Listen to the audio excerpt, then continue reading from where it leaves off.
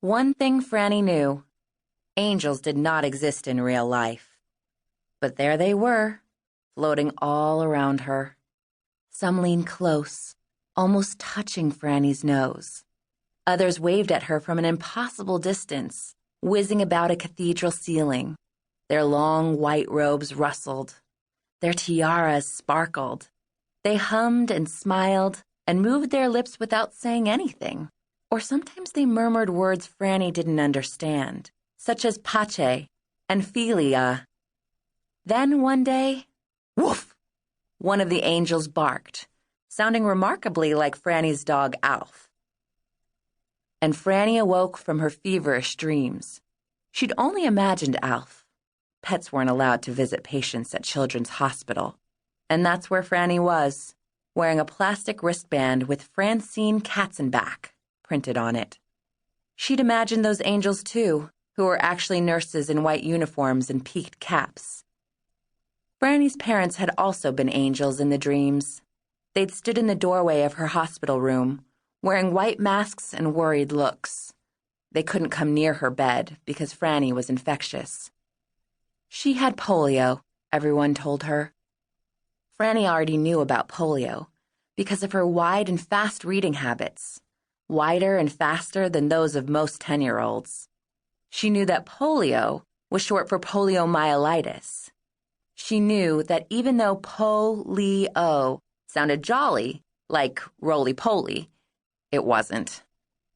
Franny knew that polio was a disease from a tiny invisible virus that entered your mouth, stowed away in your intestines, then sometimes burrowed into the nervous system, chomping on nerves so that your limbs became paralyzed. And she knew that the polio virus could attack your lungs so they couldn't work on their own. When that happened, you needed to lie inside a big, wheezy, green iron tube called an iron lung. The iron lung squeezed your lungs to help you breathe. But even if Franny hadn't been a wide reader and a fast reader, even if she read only superhero comics like her friend Walter, she'd still know about polio. In her Pittsburgh neighborhood of Squirrel Hill, that summer of 1952, the polio virus had been practically the only topic of conversation.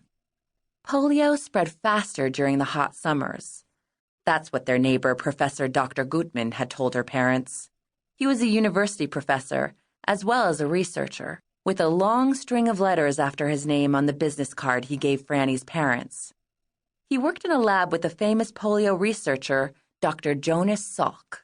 Everyone knew that Salk and his family also lived in Squirrel Hill, but no one was exactly sure where.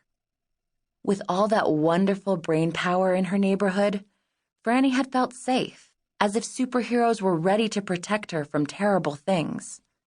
How babyish she'd been. Now she knew that nobody, not even the brainiest people in the world, knew how to prevent and cure polio, or why some people got it and the rest didn't. Lying in her big iron lung, she had a lot of time to think. Did she get polio by watching The Story of Robin Hood and His Merry Men 3 whole times at the Manor Theater? Franny and her friends loved that movie. They'd even taken to spelling Mary the old-fashioned way and threatening to give each other drubbings as they swashbuckled around Frick Park. Many people said the evil virus often lurked in crowded movie theaters, but none of the kids believed that. Or maybe she got it from eating that cherry popsicle at Saul's Ye Olde candy shop. Popsicles were absolutely forbidden by all parents because there was a possibility they could be made from contaminated water. So how come other kids in her neighborhood didn't get polio? Teresa Goodley ate more popsicles than anyone, but she always confessed about it to the priest at her grandmother's church. Maybe that had helped. Jewish kids like Franny didn't go to confession, although Franny was sure it could have been arranged. The evil virus lurked in pools and lakes, people said, so hardly anyone went swimming anymore, even when the air felt like a hot, wet towel. Franny hadn't swum once that summer. Walter had said the virus would never get him because he had a strong constitution.